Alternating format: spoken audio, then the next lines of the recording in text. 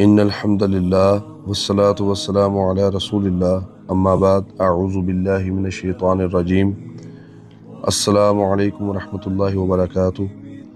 میرے عزیز بھائیوں اور بہنوں، آج کی اس ویڈیو کا عنوان بہت ہی اہمیت کا حامل ہے اور انتہائی نازک عنوان ہے۔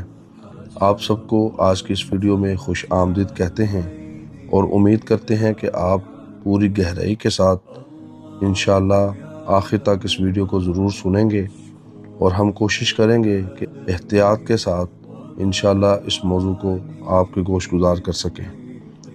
تاریخ اسلام کا وہ دور جس میں صحابہ کرام رضوان اللہ علیہم اجمعین کے مابین کچھ باہمی اختلافات اور جنگیں ہوئیں، وہ ہمارے ایمان اور اخلاق کا سب سے نازک امتحان ہے۔ یہ وہ موڑ ہے جہاں ذرا سی لغزش انسان کو گمراہی کی گہری کھائی میں پھینک سکتی ہے۔ آج ہم سوشل میڈیا کے اس دور میں جی رہے ہیں جہاں ہر شخص بغیر علم کے تاریخ کی کتابوں کے ادھورے حوالے کو لے کر ان ہستیوں پر تبصرے کر رہا ہے جن کی تعریف خود رب کائنات نے قرآن مجید میں فرمائی ہے۔ آج کی اس گفتگو میں ہم نہایت ہی سنجیدگی اور علمی دیانتداری کے ساتھ دو اہم ترین اصولوں کو سمجھیں گے۔ پہلا، مشاجرات صحابہ، یعنی ان کے باہمی اختلافات کے معاملے میں ہمارے اسلاف اور ائمہ کا موقف کیا تھا۔ دوسرا، حب صحابہ اور حب اہل بیت کو اپنے دل میں ایک ساتھ کیسے بسایا جائے۔ سب سے پہلا اور بنیادی اصول جو ہمیں اہل سنہ والجماعت کے تمام ائمہ نے سکھایا وہ ہے کف لسان، یعنی اپنی زبانوں کو قابو میں رکھنا۔ صحابہ کرام کے مابین جو جنگیں ہوئیں جیسے جنگ جمل یا جنگ صفین، ان کے بارے میں گفتگو کرتے وقت زبان کو طعن و تشنیع، تنقید اور فیصلہ سنانے سے روکے رکھنا، یہ ہم سب پر فرض ہے۔ حضرت عمر بن عبدالعزیز رحمہ اللہ کا وہ تاریخی قول سونے کے حروف سے لکھے جانے کے قابل ہے جب ان سے صحابہ کرام رضوان اللہ علیہم اجمعین کے اختلافات کے بارے میں پوچھا گیا تو انہوں نے فرمایا، تلک دماء طہر اللہ ایدینا منہا فلا نخذب السنتہا بہا۔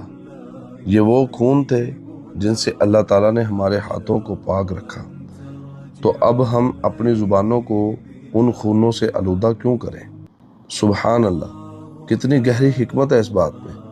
جب اللہ نے ہمیں اس دور میں پیدا ہی نہیں کیا اور ہمارے ہاتھ اس خون سے بچا لیے، تو ہم اپنی زبانوں سے کسی ایک گروہ پر الزامات لگا کر اپنے نامہ اعمال کیوں سیاہ کریں۔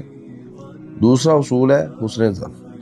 ہمیں یہ پختہ عقیدہ رکھنا ہے کہ صحابہ کرام میں سے کوئی بھی نفسانی خواہش، دنیاوی لالچ یا کرسی کے حصول کے لیے نہیں لڑ رہا تھا۔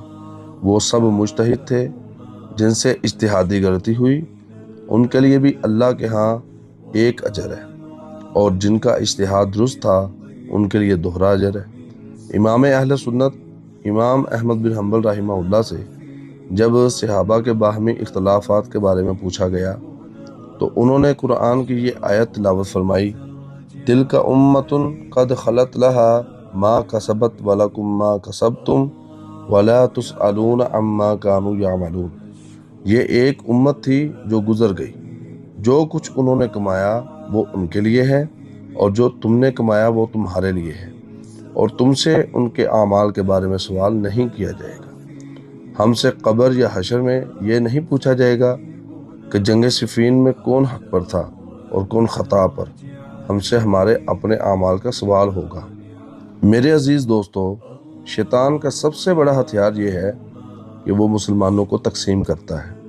اس نے ایک ایسا فتنہ کھڑا کر دیا ہے کہ کچھ لوگ اہل بیت اطہار کی محبت میں صحابہ کرام پر زبان درازی کرتے ہیں، اور کچھ لوگ صحابہ کا دفاع کرتے کرتے اہل بیت اطہار کی شان اقدس میں معاذ اللہ گستاخی یا سرد مہری کا مظاہرہ کر بیٹھتے ہیں۔ یاد رکھیے، اہل سنت والجماعت کا عقیدہ یہ ہے کہ صحابہ کی محبت اور اہل بیت کی محبت ایمان کے دو ایسے بازو ہیں جن کے بغیر ایمان کا پرندہ اڑ ہی نہیں سکتا۔ صحابہ کرام وہ نفوس قدسیاں ہیں جنہوں نے دین ہم تک پہنچایا۔ اگر ہم صحابہ کی عدالت اور دیانت پر شک کریں گے تو پورا دین ہی مشکوک ہو جائے گا۔ اہل بیت رسول اللہ صلی اللہ علیہ وسلم کا جسم و خون ہے، آپ صلی اللہ علیہ وسلم کا گھرانہ ہے۔ ان سے محبت رسول اللہ صلی اللہ علیہ وسلم سے محبت کا لازمی تقاضا ہے۔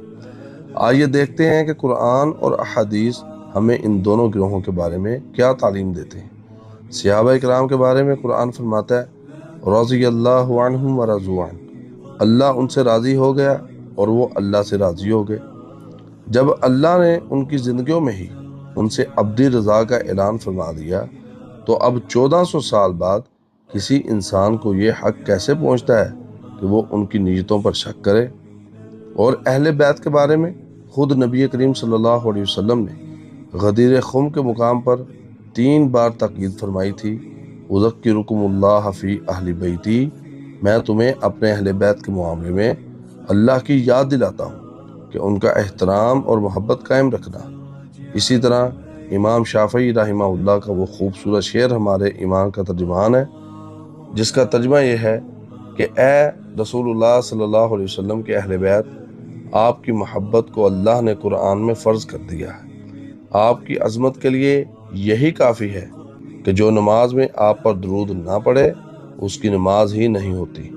لہذا ہمارے دلوں میں سیدنا ابو بکر، سیدنا عمر، سیدنا عثمان، سیدنا معاویہ اور دیگر صحابہ کرام کی محبت بھی ہونی چاہیے، اور اسی طرح سیدہ امی عائشہ، سیدہ خدیجہ الکبریٰ، سیدہ حفصہ، سیدہ ام حبیبہ اور دیگر ازواج مطہرات سمیت سیدنا علی، سیدہ فاطمہ، سیدنا حسن اور سیدنا حسین، یعنی تمام اہل بیت اطہار کی محبت بھی کوٹ کوٹ کر بھری ہونی چاہیے، ان کے درمیان کوئی تضاد نہیں ہے۔ میرے بھائیوں اور بہنوں، اس تفصیلی گفتگو کے بعد آج میں اور آپ اپنے لیے کچھ عملی ضابطے یعنی رولز طے کر لیتے ہیں۔ پہلا، بحث و مباحثہ سے دوری، یعنی سوشل میڈیا پر، چائے خانوں میں یا دوستوں کی محفلوں میں صحابہ کے اختلافات کو موضوع بحث نہ بنائیں۔ یہ کوئی علمی تفریح نہیں بلکہ ایمان کا سودا ہے۔ دوسرا ہے کتب تاریخ کا مطالعہ بغیر علمی گہرائی کے نہ کریں۔ تاریخ کی کتابوں میں رتب و یابس یعنی سچی اور جھوٹی ہر طرح کی روایات موجود ہیں۔ تاریخ کو پڑھنے کے لیے محدثانہ بصیرت کی ضرورت ہوتی ہے۔ اگر پڑھنا ہی ہے تو ائمہ اہل سنت کی لکھی ہوئی عقائد کی کتابیں پڑھیں۔ تیسرا ہے زبان کا کفل۔ جب بھی صحابہ اور اہل بیت کا ذکر آئے زبان سے صرف رضی اللہ عنہ اور احترام کے کلمات ہی نکلنے چاہیے۔ اور چوتھا ہے محبت کا توازن۔ اپنے بچوں کو سیدنا ابو بکر و عمر، عثمان و علی اور معاویہ کی شجاعت و خلافت کی کہانیاں بھی سنائیں، اور سیدنا حسن و حسین کی قربانی اور تمام امہات المومنین، دیگر صحابہ و صحابیات اور سیدہ فاطمہ کی حیا کے قصے بھی سنائیں۔ انہیں یہ سکھائیں کہ یہ سب ایک ہی گلشن کے پھول ہیں۔ آئیے مل کر اللہ کے حضور یہ دعا کریں جو قرآن مجید نے ہمیں سکھائی ہے، ربنا اغفر لنا ولإخواننا الذین سبقونا بالایمان ولا تجعل فی قلوبنا غلا للذین آمنوا ربنا انک رؤوف رحیم۔ اے ہمارے رب، ہمیں بخش دے اور ہمارے ان بھائیوں کو بھی جو ہم سے پہلے ایمان لا چکے، اور ہمارے دلوں میں ایمان والوں کے لیے کوئی کینہ یعنی بغض نہ رہنے دے۔ اے ہمارے رب، بے شک تو بہت شفقت کرنے والا، نہایت رحم والا ہے۔ اللہ تعالیٰ ہمیں تمام صحابہ کرام اور اہل بیت اطہار کے نقش قدم پر چلنے کی توفیق عطا فرمائے اور ہماری زبانوں اور دلوں کو پاک رکھے۔ ناظرین و سامعین، امید ہے کہ آج کی یہ علمی اور احتیاط کے ساتھ کی گئی گزارشات پر مبنی ویڈیو آپ کو ضرور پسند آئی ہوگی، لہذا اس ویڈیو کو لائک کریں، اپنے دوستوں کے ساتھ شیئر کریں اور چینل کو سبسکرائب کرنا نہ بھولیں۔ ملتے ہیں اگلی ویڈیو میں ایک نئے موضوع کے ساتھ، تب تک کے لیے ہمیں اجازت دیجیے۔ اللہ حافظ۔